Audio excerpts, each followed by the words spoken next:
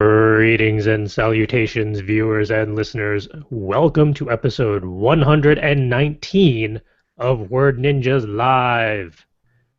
We are coming to you at the end of NaNoWriMo to conveniently and timely talk about how to tie up plots and stories and other projects and whatnots, along with some news highlights, some interesting book bundles because Justin needs more books to read, and some highlights over the last week, and all sorts of shiny new things to talk about. But first, maybe we should actually introduce ourselves, say who we are, why we're all here on this weird show for 119 episodes now. I don't know how that happened. Who are you weird people? For some reason, I am still the host. They haven't booted me off. I am Charles. I'm still leading this thing somehow after 119 episodes. Not for long. I don't think you're supposed to tell that part out loud. I'm going to absorb the whole thing next year. Hey, who else is joining me on this weird show of weirdness? I am the weird ender of things, Will, who was just notified by his phone that there is a new podcast streaming live right now. You should all go check it out. Cool, where can we find it? We should all go watch. The Full Coverage Writers page on YouTube. Never heard of them. And Justin has been recently on YouTube participating in the recent National Novel Writing Month virtual write-in and had a lot of fun. And it's interesting and relatable because it was about endings. Cool. And I'm Calvin, and I have no clue why I'm here. We just kidnapped you. I just keep getting kidnapped week after week after week, and eventually I just got used to it. Will has reminded me that my phone is probably not on silent, so I will be right back because it's charging across the other side of the room. Speaking of phones, I have no clue where my phone is. Oh, yes. I hid mine away so that it wouldn't vibrate right in front of the mic. Because, hey, after 119 episodes, we're slowly figuring things out. Somewhat. Emphasis on the word slowly. We'll get there eventually. Speaking of figuring things out, hey, Will, what are we talking about this week? All right, so the topic of conversation for this week is one I came up with because it's appropriate not only for Nano but for my own personal projects. How to finish your novel. Basically, how to tie up loose ends, bring everything to a grand and glorious climactic closure, all without pissing off your readers and fan base.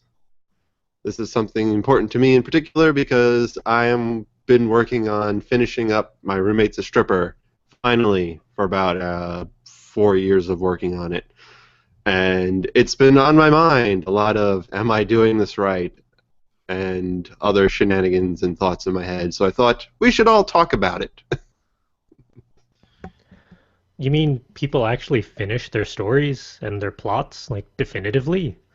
I mean, some people do. I have a friend who's been consistently telling me to never stop writing the story ever and to just keep it going and going and going, but... What level of Patreon is it to keep that universe going indefinitely? And can they afford it? $10 million and probably not. Maybe we should get Hollywood to pay attention to this episode in regards to how to finish things or let things die.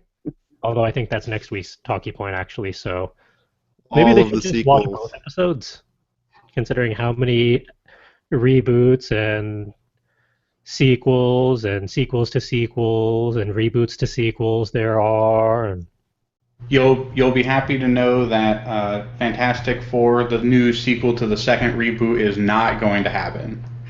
Oh. And everyone can rejoice. So they did just announce a new Captain America. Yes, and the trailer looks awesome. I still need to watch that. So we can excuse Captain America because it's awesome? Because it's going to start the Civil War, so that's pretty awesome. I thought the Civil War happened a good while ago. It did. It happened in like the early 90s or something? I mean, I was Captain going with America the is American Civil War, kind but of a time traveler.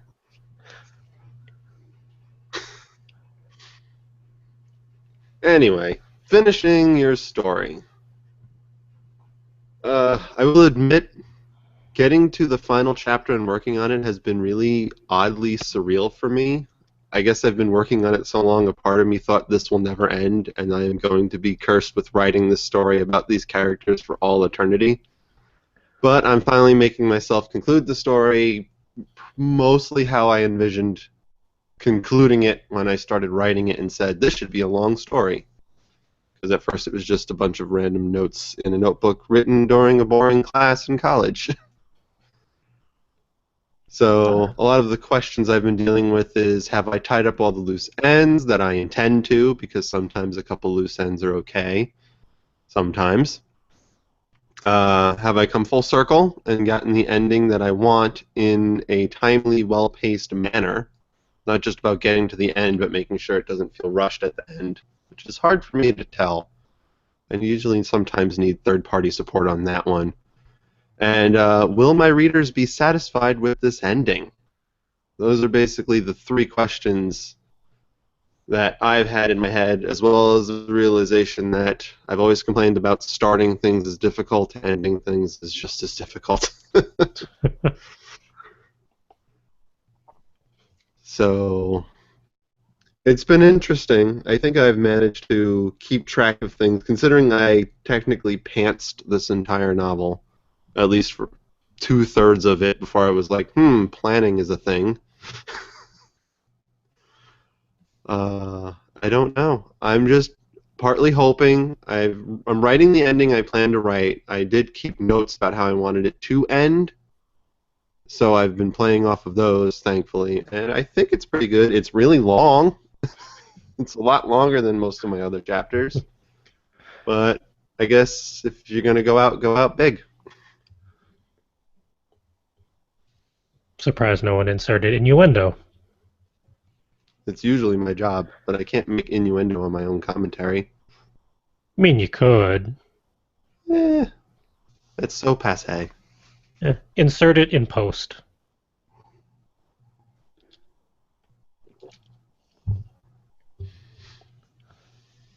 Let's see. I have significant problems ever finishing anything, as I'm sure the crew is very familiar with, not just with literary projects, but thinking about this talkie point, I started thinking about the whole literary process from beginning to end, and somehow I managed to break it down to 4 stages of the whole outlining and actual first draft part of the story, which is the beginning, which is challenging because you are starting with something new. You don't know where it's going to go or what can happen.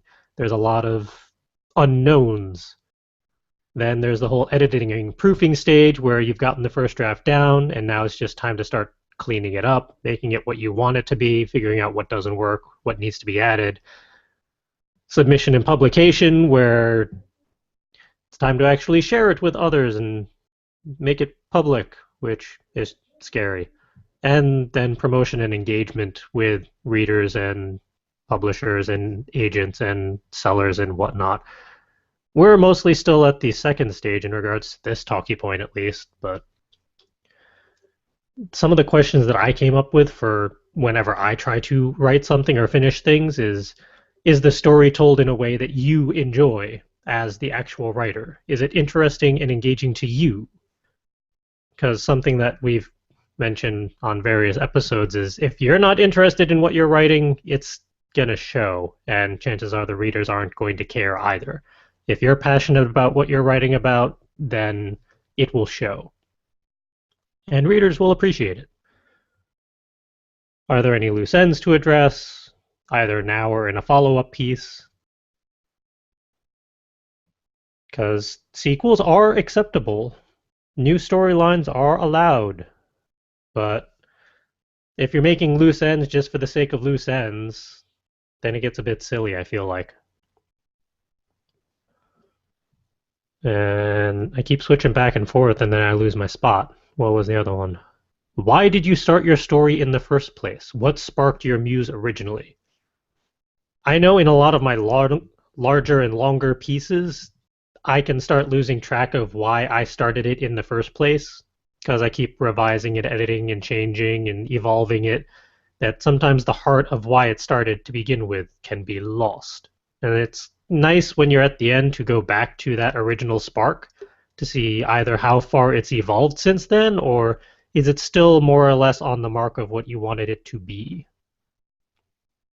If it is far off the mark because it's changed so much, it might be worth looking at it as, is that okay? Does it still work as is, or do you want to bring some of the original heart back into it? And then the side question to that was, have you accomplished what you set out to do? I mainly added that because most of the writing I've been doing lately are blog posts for work, where they're 400, 500 words, not quite nano length, but still pretty far ahead of National Paragraph Month or whatever that was. I've written more than enough paragraphs for the month to hit that goal, so yay on that. But normally I have a concept or topic that I want to focus on for 500 words. Excuse me. It's good to go back after I've drafted it and think it's good to go to make sure, did I actually hit that point? Because I can go very far afield when editing those. And sometimes my original concept is not valid by the time I'm done with it. Sometimes I find a better angle to take in regards to what I wanted to write about, and it's good to just double check before I send it out for a review. But as most people know, I have not really finished a proper novel-length piece. I have multiple attempts on various ones, mainly slash and burn with like 13 different drafts and various levels of how far I got. You're going to be able to write the compendium for that series before you even finish writing the actual novel proper. I already have the whole story Bible, pretty much, with all the technology and locations and whatnot, mainly because of Calvin, who is a bad influence. That's what happens when we live together for 3 years. CJ, when you're writing something for work, when I write something for work, the closer I get to the end, the longer it takes me to do, even though it's not like it takes any more or less creative energy than the rest of it. In fact, it's usually all laid out. I just have to actually sit down and do it. Like, are you stuck in a time dilation loop or something that it's taking longer? It feels that way. And this is kind of the same thing for a lot of projects. When I get a new project, I start really strong, and then as my interest in the project wavers, I get less and less interested in continuing it until it's almost done, and then I really don't want to finish it at all. So I don't know if you have a similar issue, or if you can pound through your... It depends on the project. Sometimes I do have that same problem where as I get closer to the end, it becomes a lot harder to just power through and finish. I'll be sitting at my desk thinking, if I just took 1 more hour, this thing would be done. But instead I'm going to drag it out for the entire 8-hour day while being distracted by the internet or whatever. Like even yesterday, there was a point in time where all I had to do was write a proposal. It was basically a paragraph and a number. And I already chose the number, so all I had to do was write the paragraph. And I was just staring at it the whole time, the whole day, just going, this is really the only thing I have to do today. I could arguably leave after I do this. But it took me all day to do it.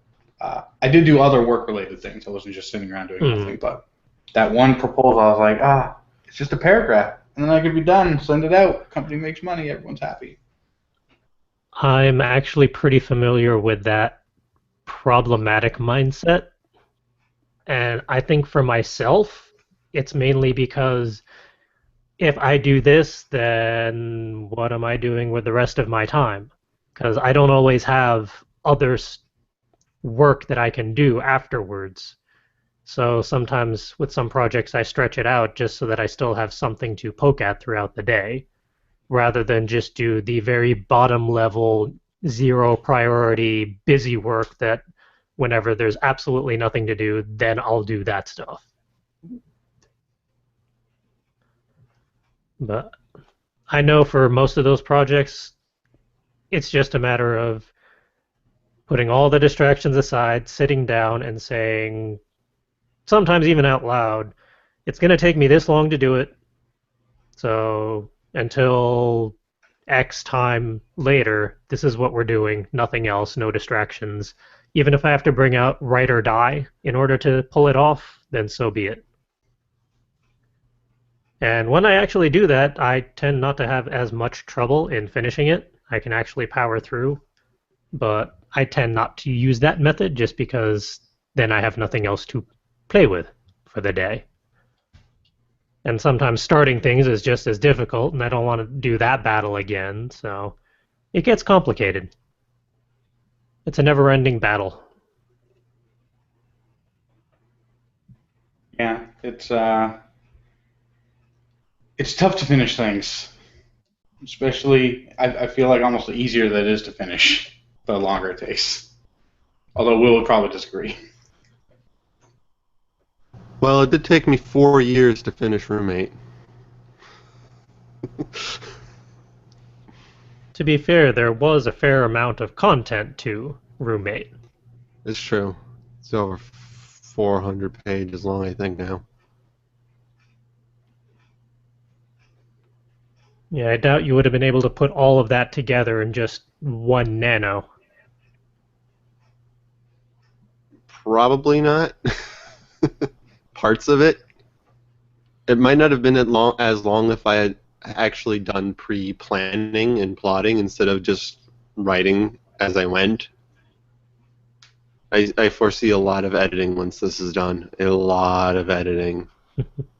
There's already a few things I know are going to change drastically for like the next iteration.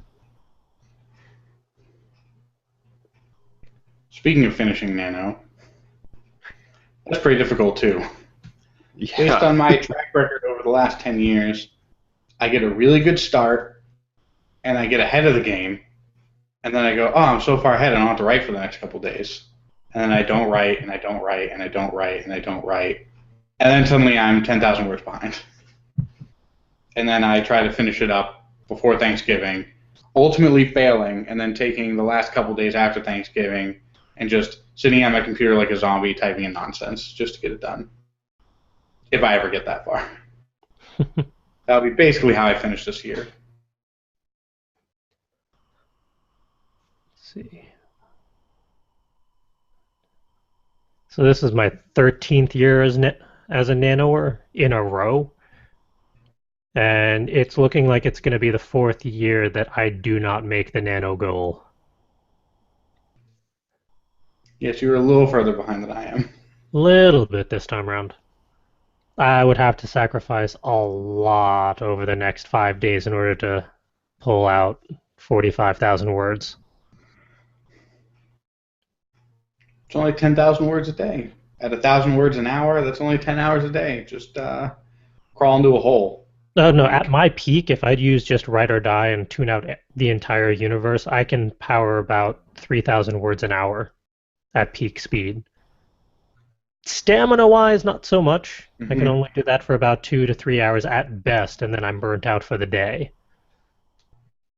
I mean, logistically, it is not impossible. It is just impractical to pull off in the next 5 days. My peak is probably 2K an hour, and that is gobbledygook gibberish at a certain point, where every single word is a spelling mistake, where I mistime my spacebar, and everything becomes horrifically illegible.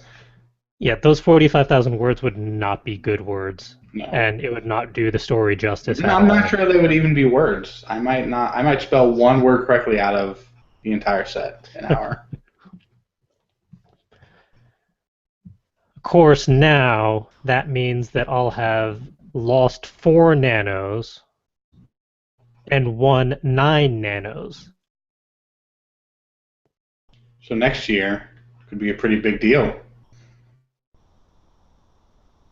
I kind of want to wrap up with 10 wins if I'm that close. It's just not going to be this year.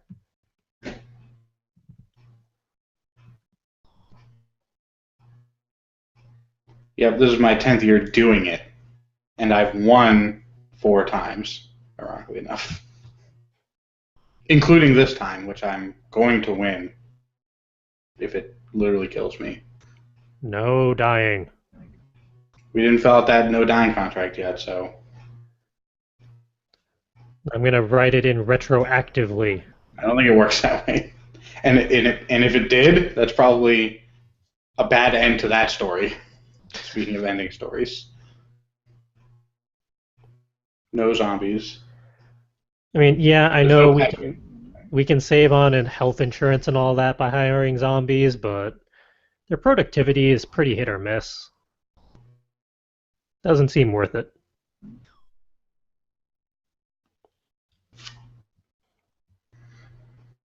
For non-book things and finishing, tying up loose ends.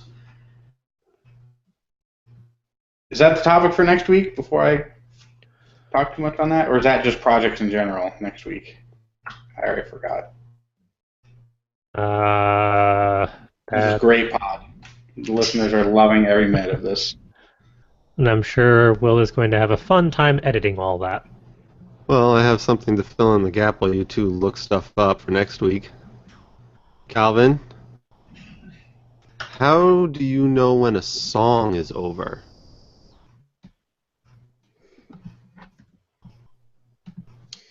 Well, for me, like, I kind of go by your standard songwriting structure, which ultimately usually has an ending. Trying to think about this one. What if you just keep adding more and more melody to it until it's a cacophony of piano tinks and you can no longer hear any backing track whatsoever? Actually, That would basically. oh, go ahead. excuse me. A good example would be something for a soundtrack for like a video game where music has to be able to repeat, but those songs sometimes do have an end. But they could also theoretically go on forever. Well, songs like that, you kind of put together, you kind of figure out where the loop point is. You can put together a basic enough melody that can repeat without pissing people off after 10 minutes. A good video game trick is for every repeat section, just do it at a different octave and alternate your octaves. They do that a lot. Especially for like arcadey type games, like Tetris comes to mind. That thing is repeated ad nauseum at different octaves to try to make you think that it's a different movement of the song, but it's not. It's exactly the same. So next week's topic is how do you put a project down and walk away? So that being said, finishing up things that are not writing related, like music, for example. I was thinking about art and all the painting that I used to do back in the day, and when I would be done with an oil painting would be signing my name. But with tricky things like oil paints is that you can literally keep painting over it over and over again until it's never quite done, and you have to wait a long time for it to dry occasionally, depending on what you're adding to it. So you could come back to it and just say, oh, there should be this one other thing that I need to add.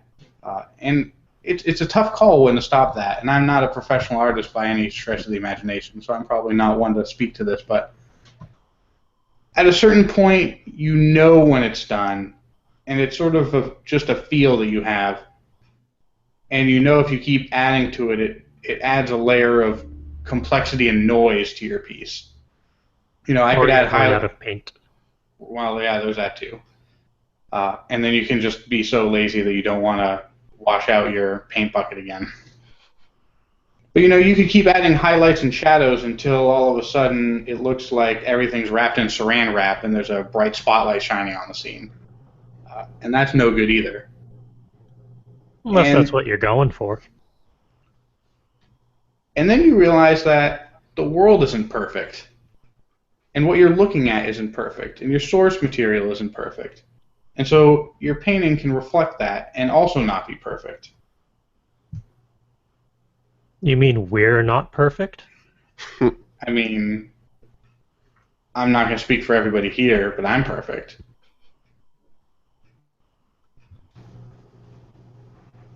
Looks like I'm the only one. That's fine. I'll take that burden to my grave. You can have it. No, if I was perfect, I'd have no room for improvement. That'd be pretty lame. Would make for a relatively boring life. Well, what you just said did kind of make me think about a good way to tell if you're done with your creative endeavor, pretty much with anything, art, story, music. If you've conveyed the story and emotions that you intended to create, and you have all the details that you want and need included in the piece, then perhaps you are done. Yeah, you don't have to add superfluous detail to anything just to fill in, space. Mm. Unless you're during nano and finishing for word count. Right, in which case, I'd argue that might not be a piece of art.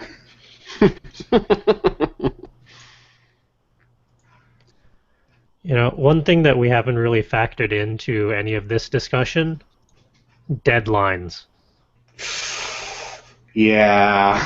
What happens when we're working on a piece, either for work or for commissions, or which can be work or anything else, and there is a set deadline or word count limit or whatever, some hard parameter that forces you to stop at some point. What then? And the answer would sound like, oh, well, when the deadline's done, you're done, obviously. But when you break down your piece into sections, you have to finish up a section so you can move on to the next section, or your entire work will be incomplete by the deadline. And that's very important for engineering, is that you want everything to be very detailed and laid out. You don't want any gross missing sections. You can't just skip stuff or go out of order? You can skip some stuff if you have reasoning behind it and you write out that reasoning, which is a tactic that I employ occasionally. But you always have to reason through it. Otherwise, you're literally just skipping it and covering it over and under a rug. And for works like that, the appendix is your friend. The appendix doesn't need to be organized with lots of words. If you're doing a report that has lots of figures, you don't need to necessarily incorporate all the figures and describe every single figure in grave detail. You can just say, here's the important figures that we want to highlight, and if you're interested in seeing more, check out the appendix. And then the appendix is literally just a list of all those other figures. And I do that all the time. And not just in engineering, just in a lot of other work too. And things even like the show notes, the articles that I'm going to be bringing up. I'm not going to be going through them all in great detail. I'm going to highlight a few key things that are appropriate enough to say on the air. And then say if you're interested in seeing more, check out the link in the show notes. So, like Will was saying, highlight the important details that you want to highlight. And then the rest you can sort of add main points without the added detail.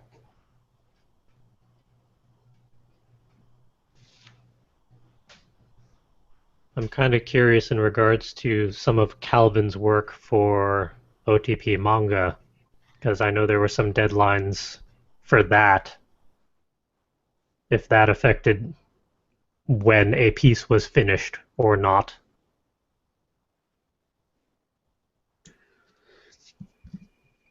To a certain extent, but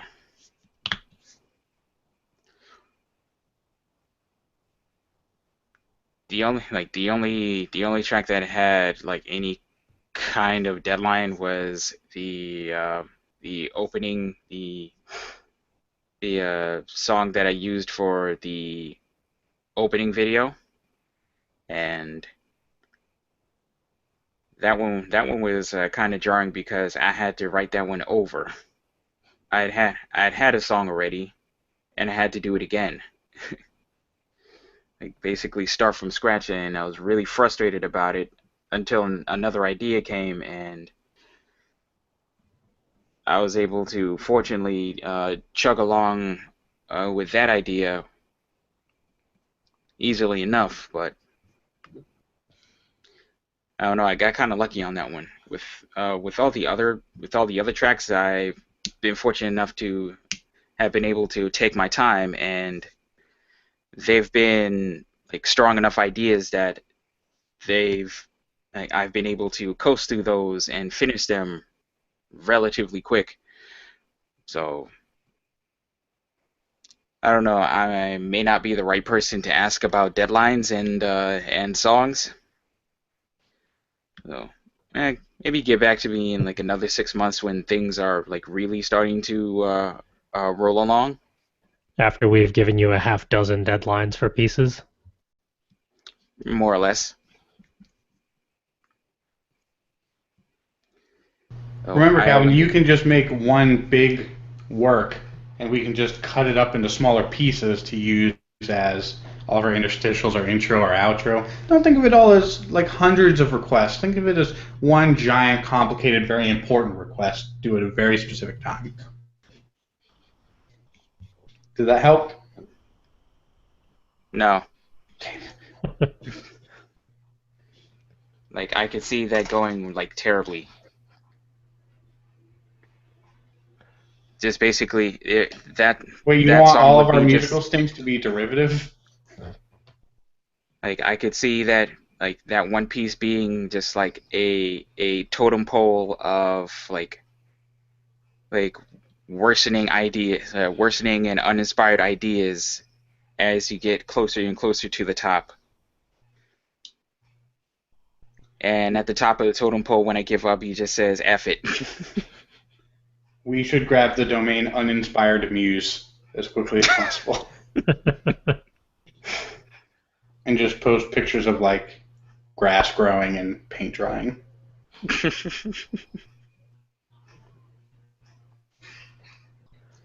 You never know, they might be a niche for that. Probably is. The only musical request I would ever place down is if we're going to use a track that loops, for the love of all that's holy and unholy, don't cut a chord mid-chord for the loop.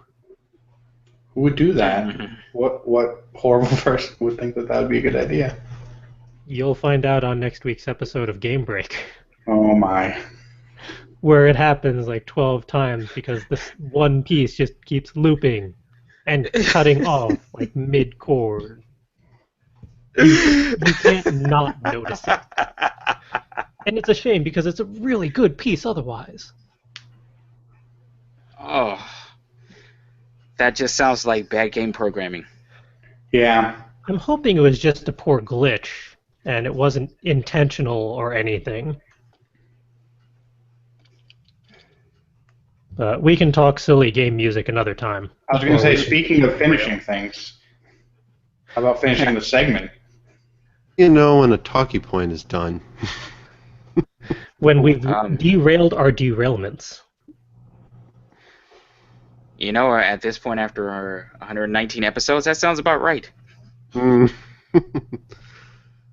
all right. So, all aboard the highlights reel. All aboard the highlights reel. And if any of you out there have any advice or information or experience about finishing your own piece, please feel free to include it in the comments below. Assuming they are activated. Yeah. Nah, Or on Facebook or wherever you're able to yeah. post your comments about our videos right now while YouTube is silly. I'm 99% sure that it's because we're doing Hangouts on air versus YouTube live streaming. The whole comment system is still borked, so live commenting is still down. All right. So, well, if you watch this video, whenever you watch it in the future, or listen to it in the future, leave the comments there on Facebook or wherever. We'll see them. We'll see them. Yeah, Facebook, Tumblr, fcwriters.com, all the good places. All right, onwards to the highlight reel, where Boy, it's going to be awkward. we get to talk about things. Yes, things. Yeah, so I found this link. I believe both of these links I got ultimately from Reddit, from our books, probably both of them. And the first one is interesting. It's the Bad Sex Award 2015, the contenders in quotes. And what it is it's basically a list of really bad sex scenes. And I mean really bad. Like, not like cheesy bad, like actually bad. And you can find the link in the show notes. It's extremely not safe for work. And I'm only going to read one of them because it doesn't use the C word over and over again. Mm. The one that I'm thinking about is Fear of Dying by Erica Jong. And wow. You know, I had spent several years writing many erotic scenes, and I think I've avoided using that C word over 400 pages of story with many sex scenes, and I don't think I ever used it once. And it's used in a sentence that's supposed to be, like, beautiful, sort of, but no. No. It didn't work.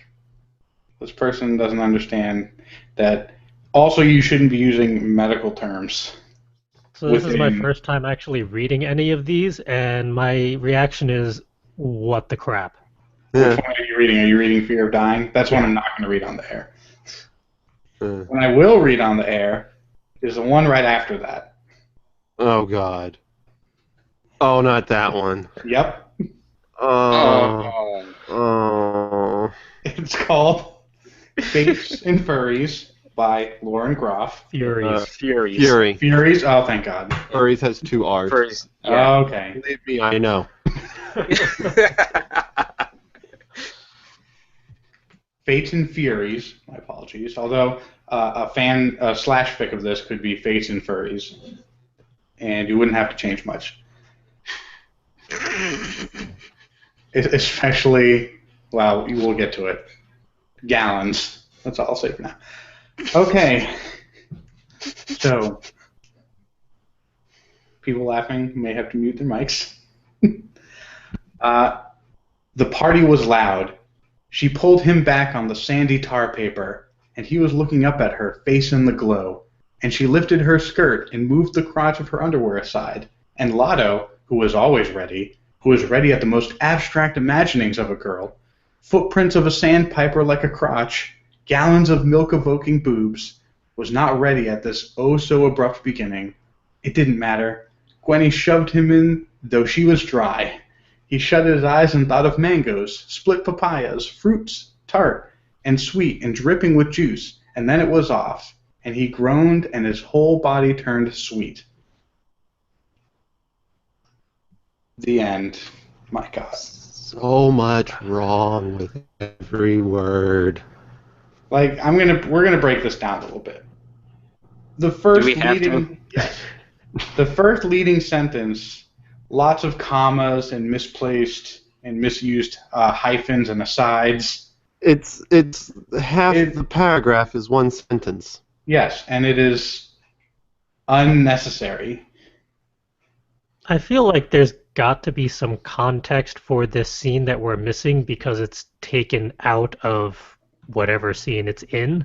There's no context that can explain footprints of a sandpiper like a crotch. What? None of that makes any sense. Nope.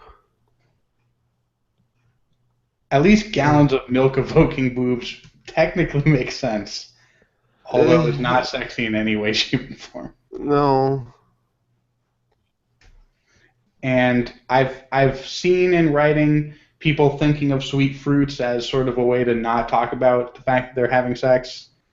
I've read it in the past, and so that's not too weird. But he goes on a little bit too far, I think. We're glazing over the biggest problem with this sentence. Shoved him in though she was dry. See, but then he was thinking of sweet and dripping juiced papayas and mangoes. How Was he does not that- paying attention? Which would not change the fact that she was dry, which first of all means she's not ready or interested in having sex anyway, period. But If she she was, shoved she him would be in. dry. Which means that she's using him for something and not really interested in sex, which means this isn't a sex scene, this is something else. Oh, that's diabolical. I think you might be right. She's playing him. Still doesn't Right. excuse the descriptions and language. That's correct. No. Though, to be fair, there is another paragraph, I forget which one it is, but there's one in here that describes barrel rolling breasts. I think it was Were towards they the top. confused about the term barrel-chested? I don't know, but I tried to envision that in my head, and I just saw the entire woman's body just spinning around to get the barrel rolling breasts. It was the first one. Yeah. First of the last. Breasts barrel rolled across Ezra's howling mouth. What? What? That Do they not doesn't know what a sound. barrel roll is? Full Have- 360-degree rotation? Have they never played Star Fox before? Yeah! Oh, is that what he meant? Do a barrel roll across her howling mouth? Apparently. That's an entirely different game. The pained frenzy of his bulbous salutation. What? Oh, yeah. Just use words. Member. His Yeah. member. Shaft. Length. You only need one word. Maybe two if you want an adjective in there. If you use the Bulbous word is member, I not think you have to sexy. use the word throbbing member, by the way. I don't think you can use the word member by itself. Eh, The literary rule. depends. As long as it's not bulbous. Ugh. I'm curious, how many of these were written for National Paragraph Writing Month? We're going to eventually get angry emails for we keep bringing that up. So they also have a link to the 2014 quote-unquote winners. So make sure you also check that out at some point. There's one called The Hormone Factory. Oh, no. Yep. There's more. Why is there more? Because people are bad at things. And the worst part is, like, I would expect to see this in fan fiction from young teens who haven't had sex yet, or maybe aren't super experienced with it yet, and then it's somewhat excusable because they don't have the knowledge.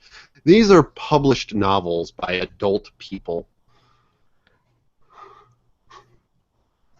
Now, some of them may be published via Kindle singles, to be fair. Yeah, I was about to say, I'm fairly certain that at least half, if not most of these, are not going to be from, like, Harlequin or other romance publishers.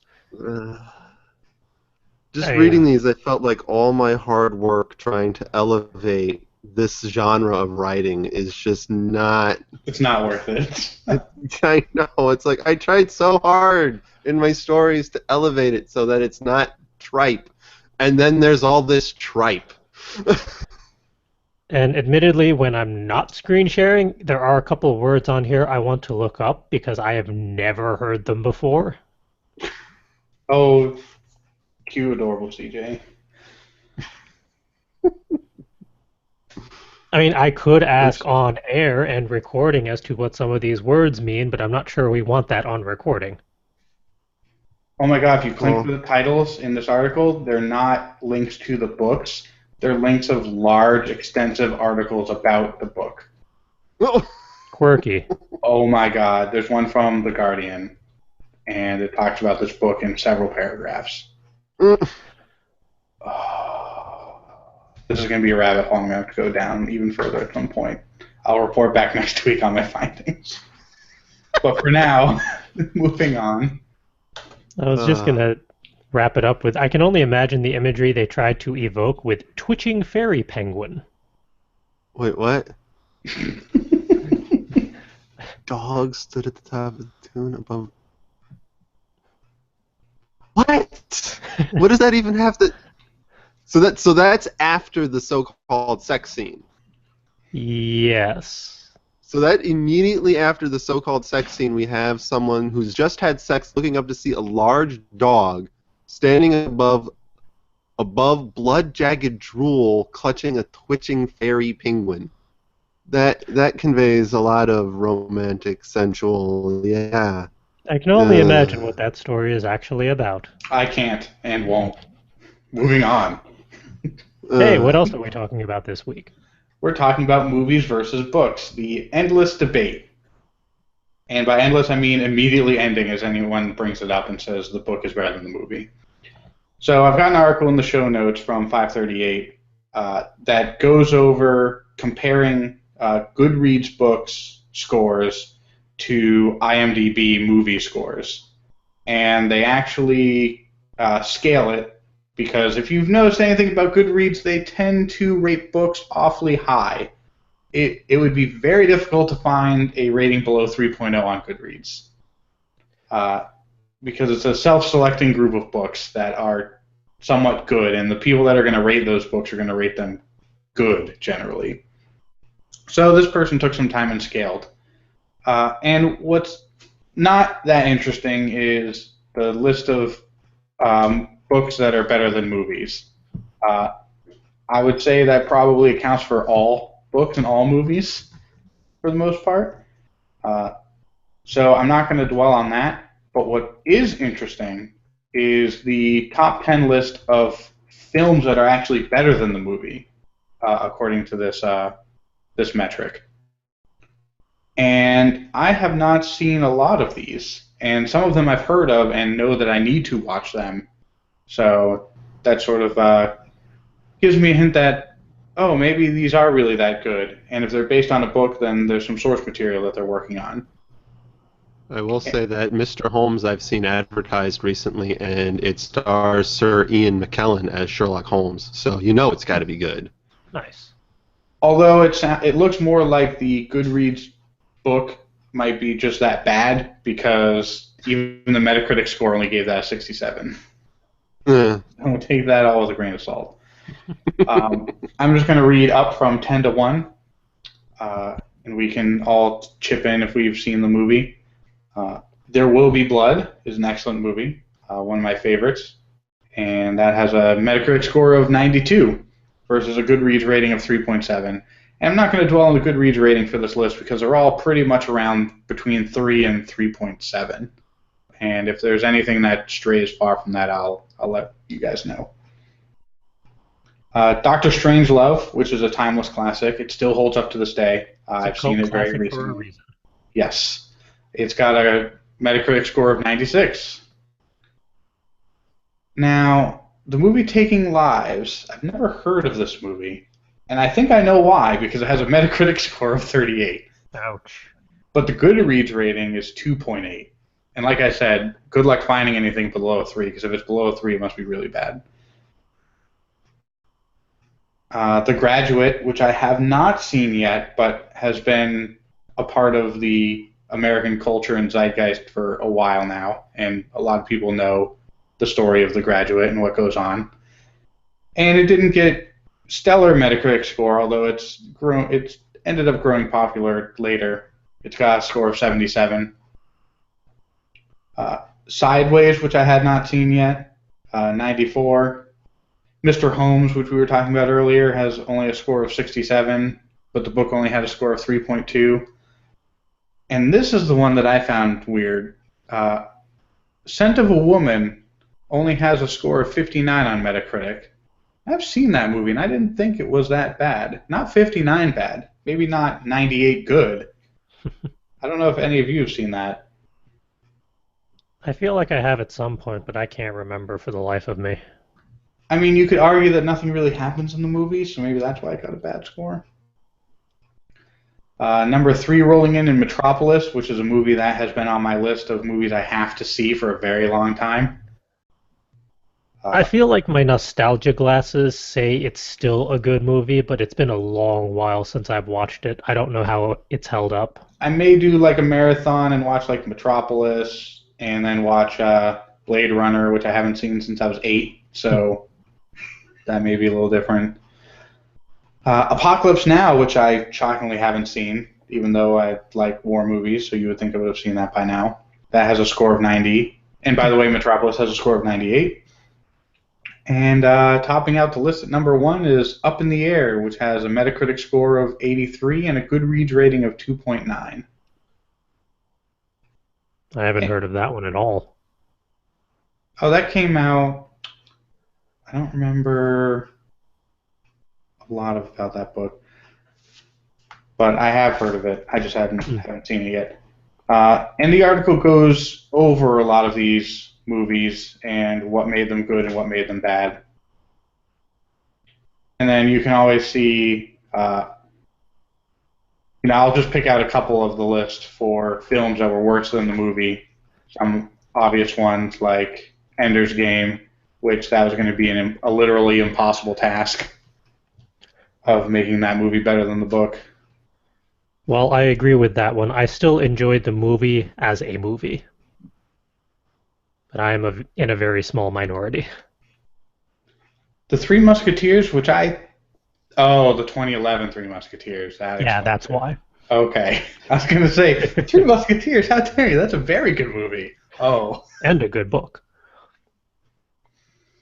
What else do I see here? I was kind of disappointed by seeing The Book Thief on here, but to be fair, I haven't actually seen the movie adaptation, so I don't know how that one went over. Yeah, Divergent's on this list too. I don't know how you can have a Harry Potter and the Deathly Hallows Part 1 be separated out into the two. Of course, Part 1 wasn't going to be good compared to the whole book. Like, no shit. I think that should have been taken off the list and another put in its place. They actually talk about that one and why it's on this list. It's because its Metacritic rating is just pretty good with a 65, but the Goodreads rating is a whopping 4.6. Out of 5, I think. Yeah. But that 4.6 is for the book as a whole, not for just Part 1. Yeah. So that's why it's a little weird. Mm-hmm. Unless it's just the rating of the first half of the book. And then a bunch of other movies no one's ever heard of, for probably good reason. I'm not surprised in the least to see at least a Percy Jackson movie on here, which... Had to put his name on it? Well, because that's the name of the series and all. The series itself is good, and the movie adaptations are understandably not really keeping up with the source material, which explains the score.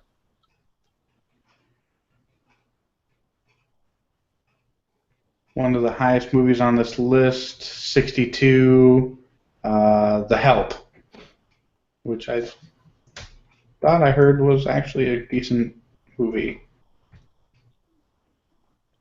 62 rating puts it on decent. Yeah, I guess that is decent. I think if anything below an 80 is pure garbage. Not worth my time. So then obviously Left Behind at a score of 12 has got to be fantastic.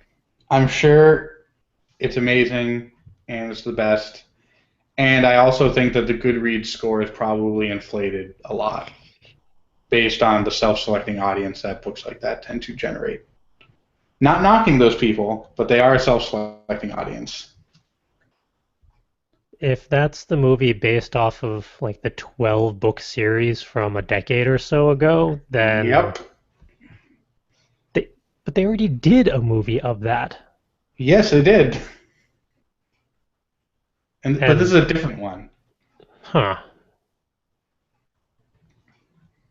So yeah, not great. Not a great movie. Unfortunate. So yeah, check out the article, and why don't you go read all those books and watch all the movies that are in the top 10 actually good movies. I do want to see Apocalypse Now, and then immediately after watch Heart of Darkness, which is the documentary about making Apocalypse Now. I haven't seen the documentary yet. I keep meaning to.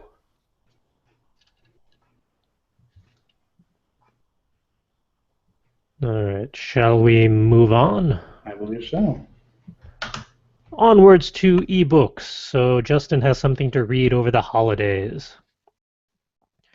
We have 2 bundles this week, both over on Story Bundle. They're kind of going overboard on bundles lately, because, hey, look, there's 5 of them now. This one is the Holiday Bundle. So I just looked through this list of books, and it's called Holiday Fantasy. So I was thinking it was holiday-related fantasy novels, or fantasy novels that took place around holidays. Now I'm taking a closer look at some of these titles, and I don't think that's what this category means after all. Whatever gives you that impression? I'm looking at some of the book covers and the Naughty and Nice series. Oh, there's both. There's a Naughty and Nice and a Naughty or Nice. Just for good measure. Mm-hmm. Santa and Other Christmas Criminals. Yeah, and looking at some of these book covers, they definitely look like cheesy romance novels. Well, if you're curious about them, they're over on Story Bundle under the holiday tag, and this one just kicked off, so there's still 36 whole days to go check it out. And let's see, as per usual, you have the first tier where it's kind of name your own price, and then there's the bonus tier where I'm going to guess this one is 12. No, that one looks more like 15. Yeah, $15 or more will get you the bonus tier. For the audio stream, if you're curious what's in this bundle, the pay your own price tier is Naughty or Nice, which looks to be a compilation of holiday stories and edited by Jennifer Brozek. The Bear Who Found Christmas by Alan Rogers. Not quite sure where Christmas wandered off to, that a bear needs to track it down. A Cosmic Christmas, edited by Hank Davis, so yet another compilation. Santa and Other Christmas Criminals by Christine Catherine Roosh. The Rakahels, I'm not sure how you're pronouncing that one, Christmas Angel by Carol Nelson Douglas. And The Nun's Dragon by Christine Emmert. If you're to the $15 tier for the bonus books, you would also get A Circle of Celebrations, Holiday Stories by Jody Lynn Nye, Naughty and Nice by Kevin J. Anderson, A Cosmic Christmas to You, so the sequel compilation, I presume, also edited by Hank Davis, Up on the Rooftop, the Santa series by Christine Grayson, and St. Nicholas and the Dragon by Tracy and Laura Hickman. So if you're in need of some holiday-themed reading material, go over to Story Bundle, check those out. If that's not quite your interest at the moment, they kicked off another one of, I believe, Dynamite Comics? Yes. The 4th Dynamite Comics bundle over at Story Bundle in the past. This one also 36 days and going, so basically until the end of the year. These are all sorts of Dynamite comics. And, ooh, there's 2 tiers. So I'm going to guess 15 for the first tier and 20 for the Bonus tier. Okay. So for the Dynamite bundle, it looks like first tier is pay your own price. The bonus tier is $15, and the second tier bonus is $20. If you did your own pricing, it would net you Dark Shadows, volumes 10 through 15 by Mike Raitt and Nacho Tenorio. Grave Site Number 1 by Charlaine Harris. Evil Ernie, Volume 2 by Tim Seeley and Steve Seeley. Raise the Dead, Volume 1 by Leah Moore and John Reppion. Vampirella, Volume 3, Throne of Skulls by Eric Troutman and Jose Malaga. And then you're over to the $15 tier of The Dresden Files, Stormfront, Volume 1 by Jim Butcher and Mark Powers. Lady Demon, issues 1 through 4 by Aaron Gillespie and Mirka Andolfo. Super Zombies, issues 1 through 5 by Mark Guggenheim and Vince Gonzalez. Alice Cooper, Volume 1 by Joe Harris and Brandon Jurwa. And Dead Irons collection by James Kuhorik and Jason Sean Alexander. There's some interesting series in all that. But hey, if that's not enough for you, they also have a second tier, bonus tier thing, whatnot, for $20 or more. So you get all of the previous books plus Neil Gaiman's The Last Temptation by Neil Gaiman and Michael Zulli. Game of Thrones issues 1 through 4, I presume not the full books 1 through 4 in graphic novel form, by George R.R. Martin, Daniel Abraham, and Tommy Patterson. Purgatory, issues 1 through 5, by Aaron Gillespie and Javier Garcia Miranda. Reanimator, issues 1 through 4, by Keith Davidson and Randy Valiente. I might get this just for that. Awesome Yeah. source material. The second tier bonuses are really selling this one, I feel like, at least for me. And you'd also be getting Mercy Thompson Moon Called, Volume 2 by Patricia Briggs and David Lawrence. Cryptozoic Man, Volume 1. I've heard good things about that series. By Brian Johnson and Walter Flanagan. The Living Corpse Omnibus. Omnius or Omnibus? That might be a typo.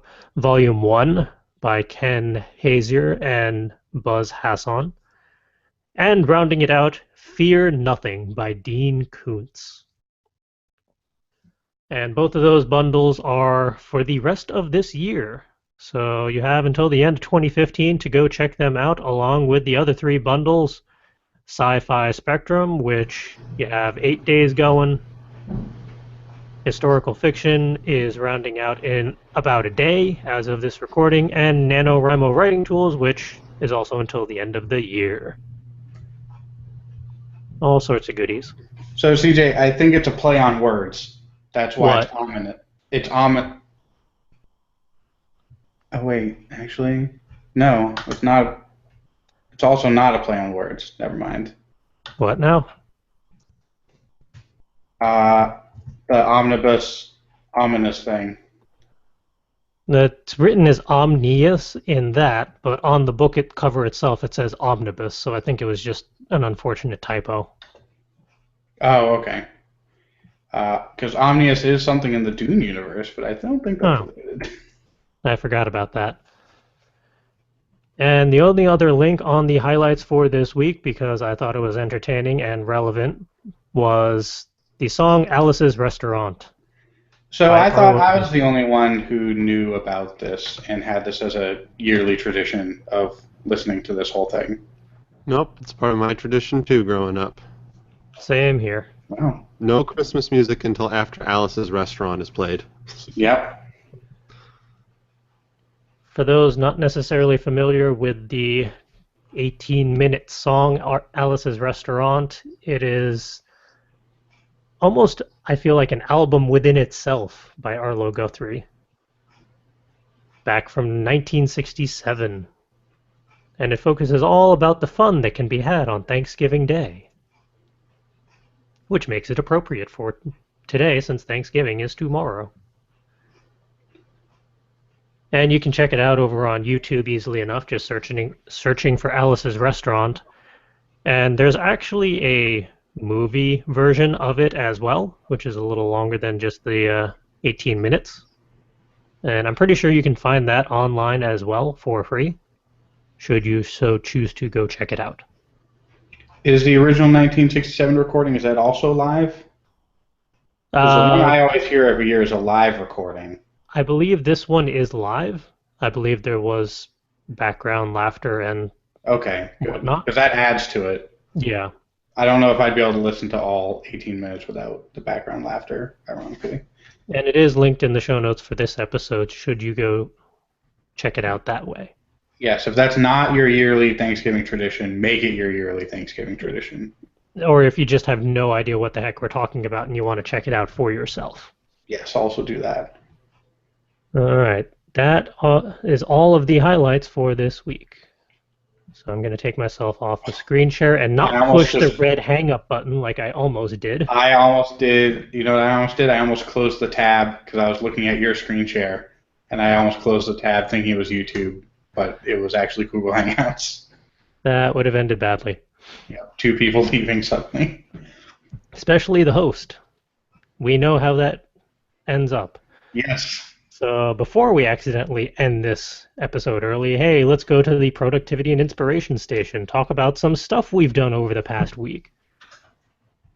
Because all sorts of stuff has happened. We've all been kind of busy doing stuff. Mm-hmm. More or less. Some busier than others. Mm-hmm. I know Justin has done more than all of us combined just in a single day.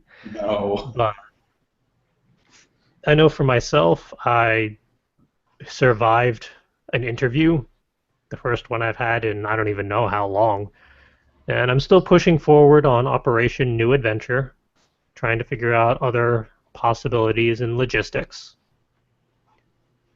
And I'm currently going through a purge of just obsolete stuff, mainly because I've realized that my PC is hilariously obsolete and literally can't load certain games and programs anymore. So it's really led me to look at some of the stuff that I have in my room and just in my possessions that either are no longer relevant, usable, valid, worth hanging on to, they're just there, stuff like that. I feel like 2016 is going to be a year of changes, so might as well get rid of some of the obsolete things, so I have space for all the new things, like more books. Yeah, and pardon the language and the crassness of what I'm about to say, but I also take time every year to kind of douche everything in my apartment and get rid of all the stuff that I don't want anymore. I read an interesting article about for people who have trouble getting rid of stuff, to look at something, and if it's totally worthless, then obviously throw it away. But if it is totally worthless but has a special place in your heart, then you tell it, "Thank you, I'm glad we had these memories together," and then you throw it in the garbage. I think it's a little more complex than that, but that's what I got out of it. I mean, not everything will necessarily fall under those types of rules, I feel like, because I have 3 gigantic Trapper Keepers worth of my writing spanning back all the way back to first college that is relatively worthless, and most of it I'm probably never going to go back to, but there are still some pieces in there that I appreciate either just to show me how far I've come or something that I want to play with someday. Sure, there's hard memories that you're not going to want to get rid of. Yeah. And by the way, get on my level. I have stuff that I wrote in elementary school in a filing cabinet. Part of me wishes I kind of wish that I was able to keep all of that stuff, but I eventually threw them out when I was younger and didn't care. Yeah, I believe I read one of the pieces on this very podcast, a Christmas story that I had written in first grade. It Yep. ended. It ended with the end with a question mark, or is it? Will we Classic find out ending. this Christmas if it was the end? I'm still working on a sequel. Well, you So, haven't finished yet. no, it's been 17 years. That's really all I had from my end. It was just deal with stuff and things and start clearing things out. But it looks like Will has been a little more productive than I have. Yeah. I mean, outside of the usual, like I got the next game break done for yesterday, but most of my focus has been on finishing this chapter of Roommate, which I succeeded. The rough draft is done, and I've mostly got most of it typed up. It is 44 handwritten pages, so it's taking a little while to type it up without killing my hands any further. But I think there's about 11 pages to go, and then it'll be all typed up, and then I get to edit the whole thing and make sure it's exactly how I want it to be before finally posting it up online and being done with it until I start editing the entire thing in its entirety. But that's a 2016 project. And for the most part, that's pretty much it. And I went back to playing Hyrule Warriors because that game is addictive. Yeah, it is.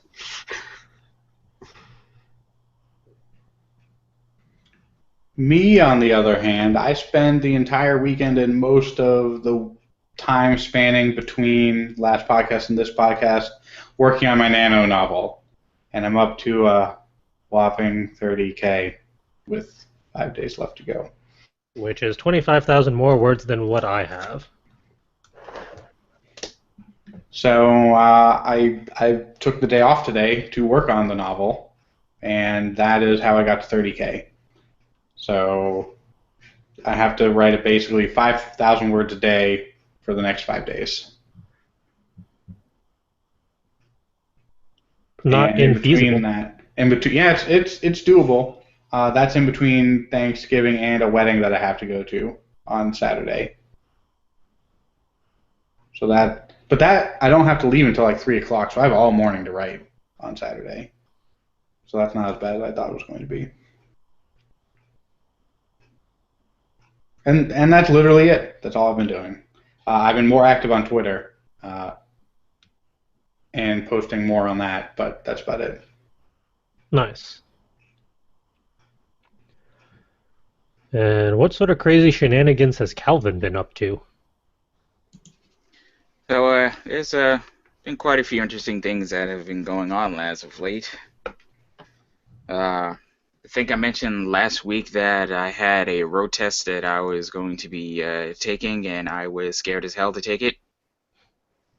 But good news is I passed that road test, so now I have my license. Yay! So that's one less thing to worry about. So that was pretty exciting. Then about maybe roughly 19 hours after I passed the road test, my cousin comes up from Maryland with a shiny blue car hitched behind his truck that has my name on it. Well, not quite yet. We're still waiting to get the title for the car. So that's in the works, but we took it to the mechanic, got it straightened out, got a new fuel pump module that it desperately needed so it would stop leaking fuel. And now it's all shiny and fancy and up and running, and God, that thing is nice. And I cannot wait to get the title so I can get it registered and inspected and fixed up and get all the recalls handled and have it ready for the road. Nice. So that was like the pinnacle of this past week. Other things not related to driving that I've been up to this week. I've been working on a new track for Infinity's Light, so that's exciting. I've been kind of floundering for ideas for that series, but me and Richie got together, uh, put our heads together, threw some ideas at one another, and now I got something going, and I'm pretty excited about it. There's nothing too crazy, something actually devoid of a string section for once. So I'm excited about that one. Nice. In music-related happenings, I completed a track that I tentatively plan to use for Inspire the Muse related endeavors. And I believe you guys got a chance to hear that one. Mm-hmm. I know Justin gave it the full SoundCloud comment treatment. Yes, I did. I filled in every space on the virtual SoundCloud comment tree.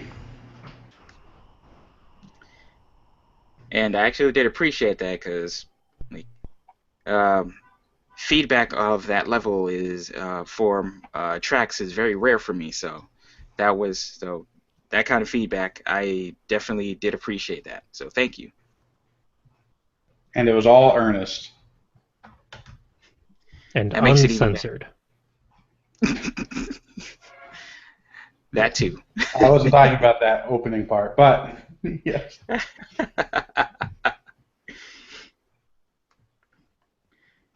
And I've also been tinkering around with an idea in Adobe Illustrator that's actually related to the aforementioned song.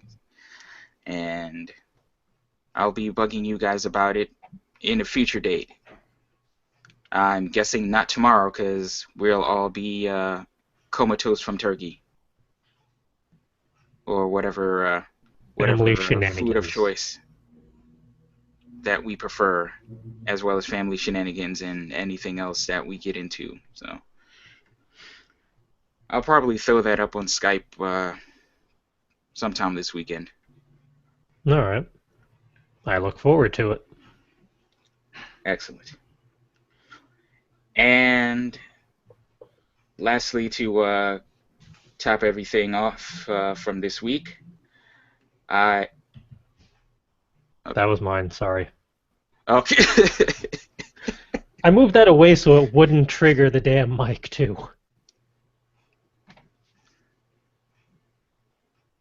I need to check out the replay of this podcast to see like how much of a squirrel reaction I actually made when I heard that.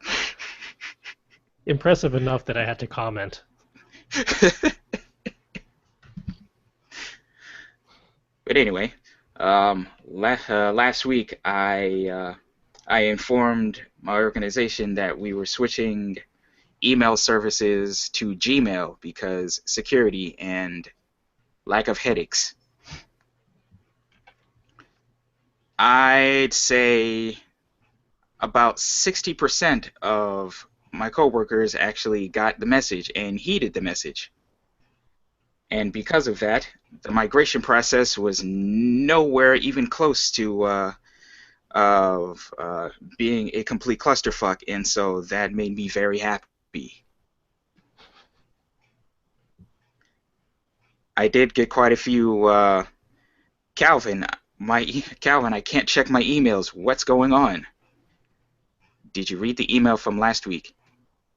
What email from last week? And then I walk away and help somebody else who actually read the email. But thankfully, it only took 3 days to get everybody. 3 days this week to get everybody on board. So Sweet. We're rolling, and I'm very happy. So I think that was a nice way to top off this this short work week. Hooray.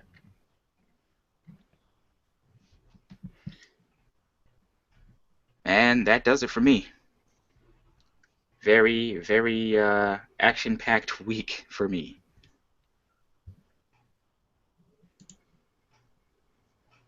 And that wraps up this segment, which wraps up this entire episode. Hey, we actually finished something. What do you know? All right. As always, for all of you who joined us for this episode, we do appreciate it. If you want to check out any of the previous episodes or any of the event shenanigans we get up to, any of the video game series that we're playing around with, some other stuff that we've tossed up, go check out the YouTube channel. Links in the show notes. Or search for Full Coverage Writers, or Word Ninjas Live, or Game Break. You'll find us.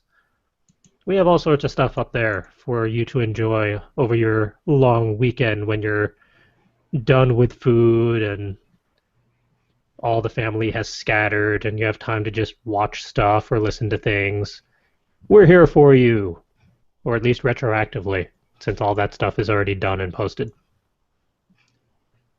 If you want to talk to us in real time or close to real time, social media time, you can track us down on Twitter at FCWordNinja, or Tumblr, fcwordninja.tumblr.com, or Facebook, facebook.com/fullcoveragewriters. And chances are this audio recording isn't going to be up in time for this to be relevant, but for our video listeners, you can still check out the Etsy store, which is etsy.com/shop/fullcoveragewriters, to see some of the shiny baubles that we have. But that store is being put into vacation mode as of December 1st because we are doing all sorts of migrations and upgrades and changes and clearing out and stuff. Which means that if you want any of the shiny baubles that we have to offer, you have until November 30th, so about 5 days, to go check it out, go place an order. Anything placed before vacation mode kicks in will be honored and dealt with accordingly. Do not worry about that.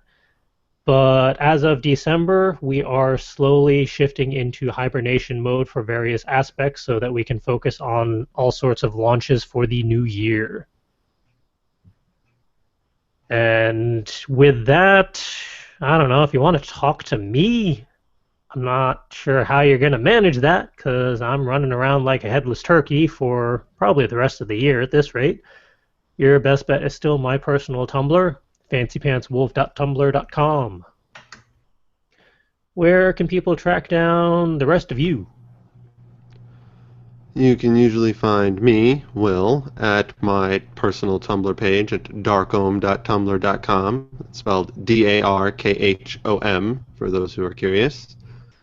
You can support me on my Patreon page at patreon.com/darkhom, and you can check out information for My Roommate's a Stripper at myroommatesastripper.tumblr.com, though obviously in the next month or so, that site is going to see some changes. Probably going to turn it into an all-encompassing all my writing blog instead of just the one thing. Looking forward.